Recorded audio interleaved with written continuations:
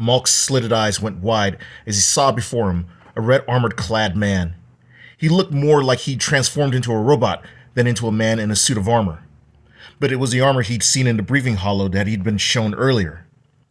He saw what he had done to Jabba the Hutt's businesses and some of his best mercenaries. You know, I've always had an intense dislike for snipers. They're too cowardly. I don't know why you tried to kill me, but you're going to pay for it. Rest assured of that. His opponent spoke in a language that Danzaiver didn't understand, and though he couldn't understand it, he caught the gist when the assassin leveled the rifle at him and hissed. A smile, or whatever served for one, played over the killer's mouth as 5 more beings of various races came out of hidden places on the roof. They all wore similar armor to the assassin, and each wielded weapons which Danzaiver knew were deadly. There was no doubt in Danzaiver's mind which side they were on. If you think you could stop me, then stop me. So here we go. The power of the Supreme Ruler destroys all evil. The ultimate hero, Danzaiver! In his hand appeared the Danzai blade as he dashed toward the mercenaries. Meanwhile, in unison, Malk and his fellow mercs fired their blasters. He was sure that he had a perfect bead on Danzaiver, but he missed. His target leapt 20 feet into the air in a spiraling flip that rivaled the most graceful Twi'lek acrobat. His landing was near perfect as he came down with his energy sword on a Trandoshan mercenary. The monstrous-looking warrior screamed as he was vivisected. Now, after seeing with his own eyes the Crimson Warrior in action, Malk felt fear for the first time. Too easy! Danzaiver ducked out of the path of an incoming laser bolt, going into a roll. He came up on his feet and started to run toward his second target. A bug-eyed alien fired a vicious-looking weapon at him in rapid succession. Moving in a zigzag pattern, Danzaiver dodged the blasts. He was still 40 feet away from the mercenary when suddenly he hovered off the ground using the tactical frame's anti-grav systems and then flew at the mercenary with his fist out. He caught the mercenary in what looked to be in its mouth, knocking it out. 2 down! Suddenly, multiple blaster bolts caught him in the back.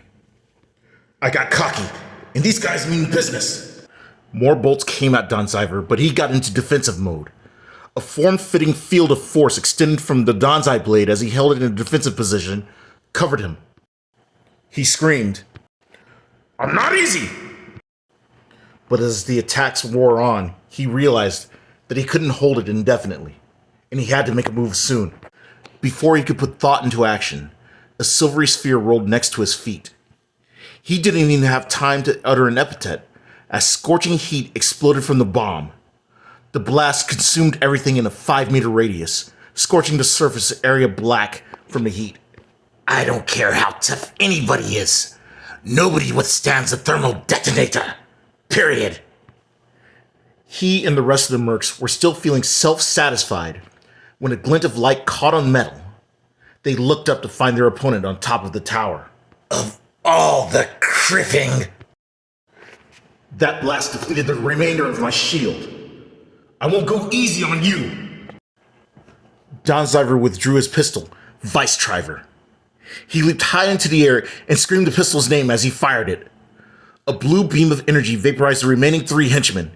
He landed in a dramatic pose, holding the blade in one hand and the pistol in the other. Let's finish this! Danzaiver and Malk both fired their weapons at each other. Neither of them could get a solid bead on the other since they were both zigzagging, throwing off the other's aim. Danzaiver fired Vice-Triver and swung the Danzai blade at the same time. The beam from Vice-Triver missed, but this was a feint. Waves of energy emitted from Danzai blade in the form of blue crescents hit Malk in his armor, cleaving it in 2, and sending the mercenary to the ground with a gargling cry. Walking toward the prone form slowly, Danzaiver holstered the pistol, but kept Danzai blade in a ready position. He didn't need to get closer to see that his opponent was not getting up. Who sent you? Danzaiver found that his question was wasted. The mercenary was already dead. Danzaiver, are you okay? Yeah, Yuri, I'm fine. Some damage to the tactical frame, but nothing too serious. These guys were tough. I wonder why they attacked me. Who knows? All we do know that it's definitely not safe there. Get the parts and get out of there. nodding even though Yuri and Ruri couldn't see the gesture. He went to the bodies of the mercenaries and started searching them, hoping for some clue as to why they ambushed and attacked him. There was no such luck on that end, but he did find a seam what looked like money. Well, one good thing came out of this. I might be able to afford the parts I need thanks to these gentlemen. Dallas lowered his binoculars with a grim smile on his face. He watched the whole fight and he had to admit, he was impressed, and that was a word he didn't use very often, and not just for anybody. This Danzaiver was the real goods, albeit a tad silly.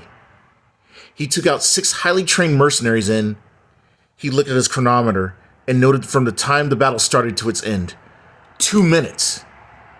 He was right to ask Dooku for 500,000. Malk and his thugs had died for 30,000. There was a cruel cosmic joke in there somewhere. We'll be meeting real soon, Danzaiver. Sho, having barely survived his confrontation with Jabba the Hutt's mercenaries, finds himself in yet another deadly situation when he faces down Obi-Wan Kenobi. The Jedi sent to bring in the Special Inspector pushes the envelope. Danzaiver finds himself driven into a tight corner by the Jedi Master's power. Will Danzaiver's luck finally run out? Tune in for the next episode, Danzaiver, Episode 2, A Wise Blade. Entry of Jedi Master Obi-Wan Kenobi and Danzai Burst.